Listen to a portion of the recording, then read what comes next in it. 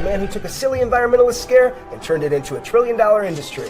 In 2006, Al Gore's apocalyptic movie, An Inconvenient Truth, wowed audiences and even won 2 Oscars. So, almost 20 years on, how many of the terrifying predictions Gore made have come true? Here are Al Gore's top 10 fails. Number 10, polar bear extinction. In his 2006 movie, Al Gore went up to the Arctic in a nuclear submarine to declare the end of the polar bear. There is a faster buildup of heat here at the North Pole. That's not good for creatures like polar bears. He even commissioned this heartbreaking animation to drive the point home. A new scientific study shows that for the first time they're finding polar bears that have actually drowned. The study to which Gore refers here has nothing to do with the bears dying for lack of ice. It looks at 4 polar bears who died in a storm, which happens occasionally in the Arctic. The rise in Greenland temperature to which Al refers can be seen here. It's unfortunate that he didn't mention what went before. I wonder why. Maybe it's because summer temperatures in Greenland have been higher than they are today for almost all the past 10,000 years, and the polar bears did just fine. Nor did Al Gore mention, by the way, the much larger icy mass Antarctica, which for decades now has been getting steadily colder. Here's us, way down here. And how are polar bears doing today? The population is exploding. According to some estimates, there are 4 times as many as there were a few decades ago. Number 9, low-lying Pacific Islands. Low-lying Pacific Islands are planning evacuations of places they have long called home. The Pacific has over 300 coral atoll islands. Most are less than 2 meters above sea level. Atolls can always change size slowly because, well, they're made of coral. But a recent study found that 90% of Pacific atolls are showing no discernible change whatsoever, and many are actually growing, rising from the water.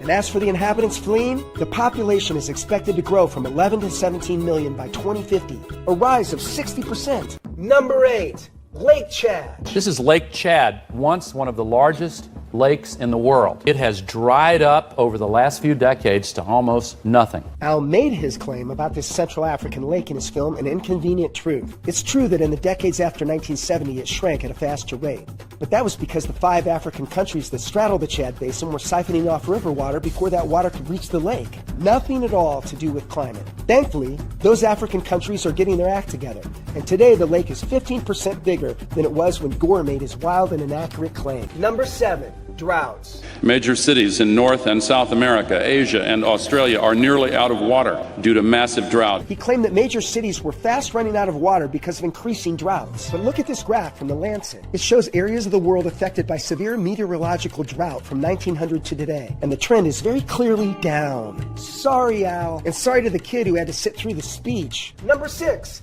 the ocean conveyor. They call it the ocean conveyor, and that pump shut off. Gore is talking about the Atlantic Meridional overturning circulation. What's that? It's a fancy name for Atlantic Ocean currents, wherein warm water moves up from the tropics to the North Atlantic, where it cools, sinks, and returns southward. Like much of nature, it's highly variable.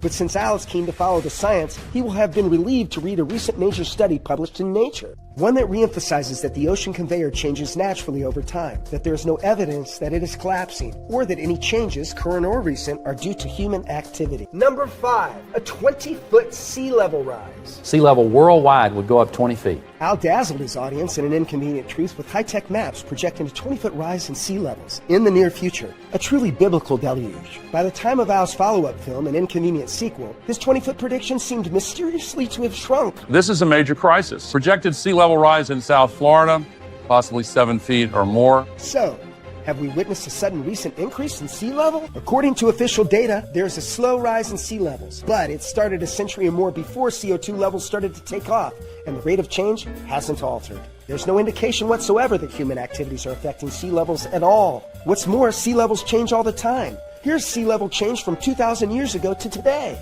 The current rise came after an even bigger sea level fall lasting about 500 years, and before that it rose.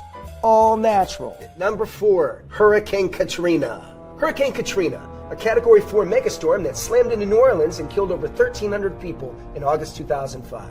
Gore, of course, tried to link it to global warming. It picks up that energy and gets stronger and stronger and stronger. And of course, the consequences were so horrendous.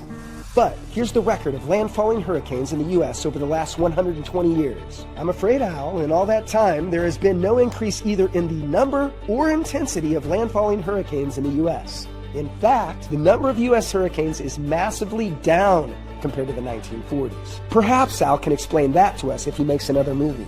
Number 3, ice-free Arctic. The North Polar ice cap during some of the summer months could be completely ice-free within the next 5 to 7 years. Al's prediction looked forward to the year 2013. By that time, the Arctic looked like this. Yep, that's ice you can see there. And how is it looking today?